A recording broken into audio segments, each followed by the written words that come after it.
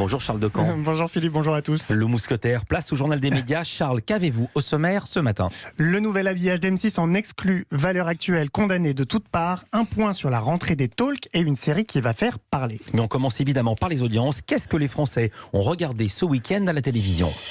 Vendredi soir, ils ont plébiscité le premier épisode de la 25e saison de Koh-Lanta. Ils étaient 5,7 millions pour ce lancement, soit 31% du public et 44% des femmes de moins de 50 ans. C'est 1 million de plus que la saison précédente lancée en février dernier et près de 6 points de part d'audience en plus. Pour prendre un peu plus de recul, il s'agit du meilleur lancement de l'émission depuis 2017. Koh-Lanta a fait du mal à Candice Renoir sur France 2 qui a signé un retour en baisse, tandis qu'M6 s'est classé 3e avec la série américaine Bull, globalement stable. Et samedi, c'est France 3 qui a dominé avec la fiction en rediffusion Meurtre dans le Morvan, suivi par 4,3 millions de téléspectateurs, soit 21,8% du public. C'est quasiment autant que lors de sa première diffusion en inédit. incroyable. Deuxième, The Voice Kids a repris des forces après son retour timide le week-end précédent. 3,8 millions de téléspectateurs, soit 22,1% du public, en hausse de 500 000 personnes. Troisième, Fort Boyard n'a pas à rougir. L'émission reprend des forces aussi sur une semaine, après 3 millions de téléspectateurs, soit 16,4% du public. Sur la cible des femmes de moins de 50 ans, Fort Boyard talonne The Voice Kids, 24,4% pour le jeu de la 2, contre 26,1% pour le concours de chant de la 1. Et on en arrive aux audiences d'hier soir, dimanche. Alors, ce dimanche, TF1 a pris la tête avec Taxi 5 inédit. Le film a séduit 5 millions de téléspectateurs, soit 23,3% du public et 32,3% des femmes de moins de 50 ans. France 2 suit avec la comédie française Garde alternée, également inédite. 3,8 millions de téléspectateurs étaient au rendez-vous, soit 17,3% du public. Et France 3 ferme la marche. En deuxième semaine, la série britannique Les Enquêtes de Van der Valk progresse à 2,6 millions de téléspectateurs, soit 11,6% du public. Culture Média. Et on commence ce journal des médias avec une exclusivité, le nouvel habillage sonore de M6.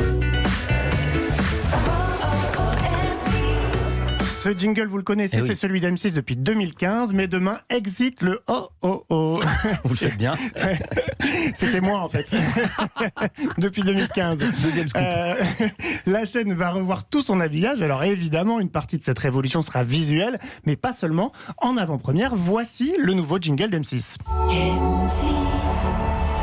Deux agences se sont alliées pour concocter cette nouvelle identité. Gédéon s'est occupé du visuel, tandis que La Plage s'est penché sur la partie sonore. Le compositeur Emmanuel Lipzig de l'agence La Plage nous explique pourquoi tout a été réduit à 2 notes. Un habillage sonore, c'est essentiellement de la signalétique, comme sur une route. Et la façon de comprendre cette signalétique sonore, elle a été totalement modifiée depuis quelques années avec ces smartphones qu'on a dans nos poches et qui émettent des sons de notification toute la journée.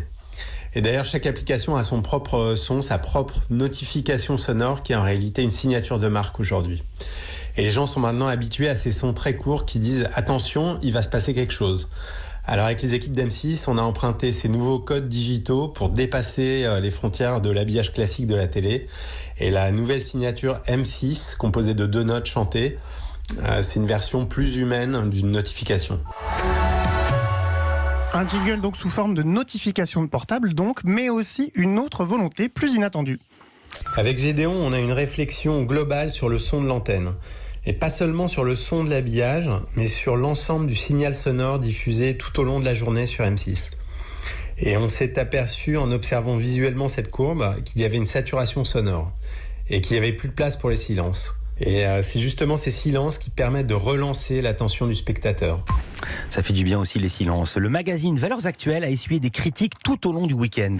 Alors tout a commencé vendredi avec un tweet de la députée La France Insoumise Danielle Obono. Elle a dénoncé un article du magazine qu'elle a qualifié, je cite, de torchon pour avoir publié, je cite toujours, une merde raciste accompagnée d'une illustration d'elle repeinte en esclave. Alors c'est quoi exactement cet article, Charles? Alors, c'est un nouvel épisode d'une série dans laquelle le magazine imagine des personnalités d'aujourd'hui dans des situations passées afin de mettre en évidence leurs contradictions.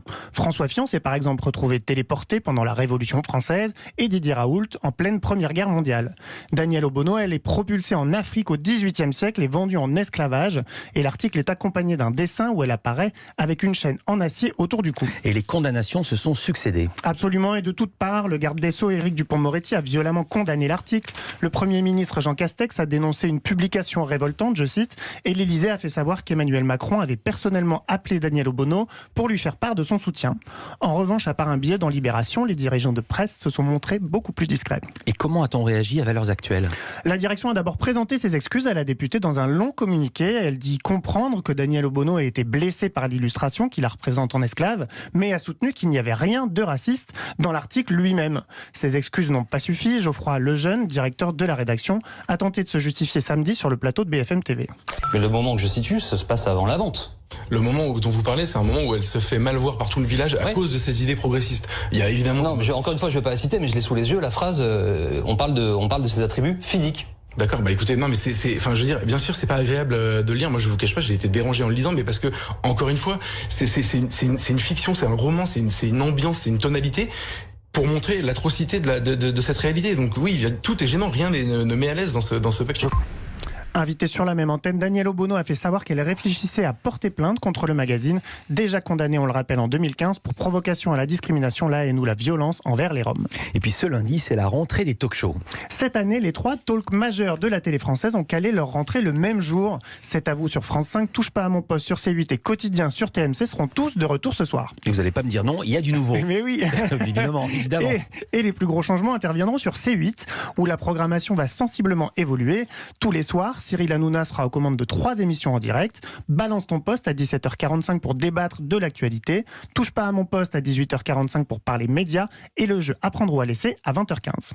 C'est la plus belle rentrée qu'on ait proposée avec C8 depuis mes débuts. Parce que déjà, on propose 3 offres complètement différentes et tout en direct. C'est la première fois qu'on va faire 3 émissions différentes en direct. Une émission de débat, une émission de divertissement TPMP et un jeu.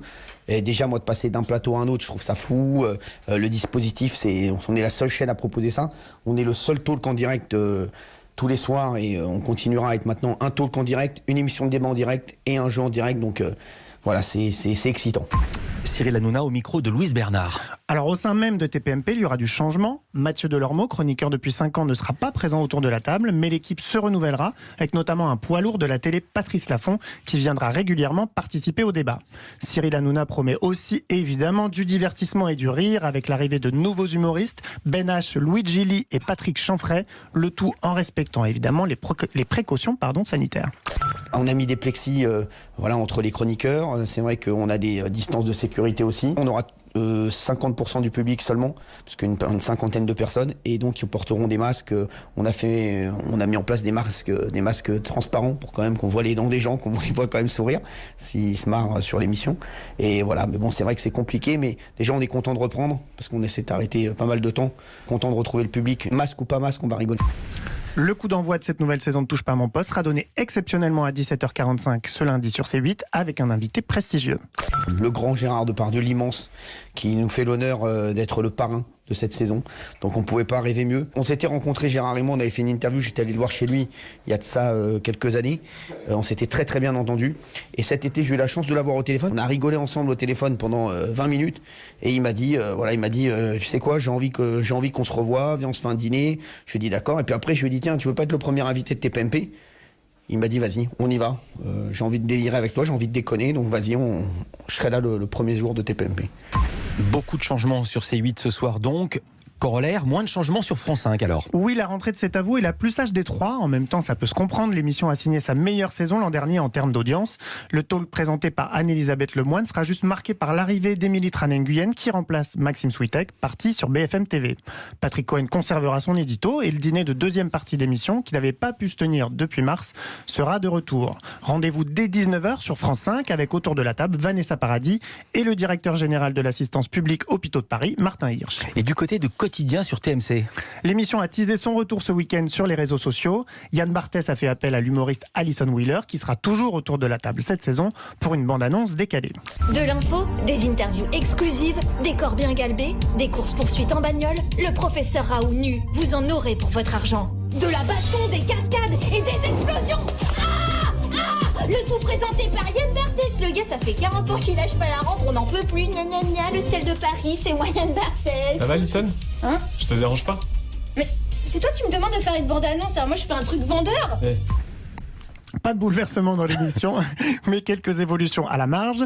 L'humoriste Pablo Mira quitte l'émission. La blogueuse Maya Mazorette tiendra une chronique consacrée à la sexualité. La journaliste Ambre Chalumeau parlera culture dans une séquence baptisée La BAC, pour Brigade des affaires culturelles. Et la journaliste Sophie Dupont parlera politique. Mais c'est le vendredi que Quotidien va le plus changer, avec une offre plus magazine. La journaliste Salia Braclia, qui officie désormais tous les matins sur France Info, sera aux commandes d'un rendez-vous intitulé 2022. Le chef Juan Arbalez, qui avait donné des cours de cuisine aux téléspectateurs de Quotidien pendant le confinement, proposera pour sa part une recette liée à l'actu de la semaine. Coup d'envoi ce soir, exceptionnellement dès 18h20 sur TMC, avec Jean-Michel Blanquer, Julien Doré et Valérie Lemercier. Dès demain, l'émission reprend son horaire normal et démarrera à 19h25. Et on termine ce journal avec une série qui risque de faire parler. La chaîne américaine HBO a commencé à développer une fiction sur un personnage inattendu, Ivanka Trump, la fille de Donald Trump. Alors que le président américain se bat pour sa réélection, c'est sa fille qui sera au cœur de cette série, adaptée d'un podcast très populaire du New York Times. Ce podcast a été lancé en août 2019, il compte 12 épisodes qui retracent toute la vie d'Ivanka Trump. Elle a 8 ans dans le premier, puis on suit le divorce de ses parents, ses années de rébellion, sa rencontre avec son mari, Jared Kushner. Le podcast s'intéresse ensuite à sa transformation en femme d'affaires, puis son arrivée auprès de son père en tant que conseillère à la Maison-Blanche. Et est-ce que la famille Trump va inspirer, d'après vous, les scénaristes pour les années à venir ? C'est fort probable, parce que les téléspectateurs américains sont très friands de séries inspirées de faits réels. Il y a d'ailleurs déjà des projets en cours et même un qui s'apprête à être diffusé. Ça s'appelle The Comey Rule. C'est une mini-série qui s'intéresse à l'affrontement entre Donald Trump et James Comey, l'ancien patron du FBI, viré en 2017 par le président américain. Diffusion prévue fin septembre sur la chaîne à péage Showtime. Merci beaucoup Charles Decamp pour votre journal des médias. À demain.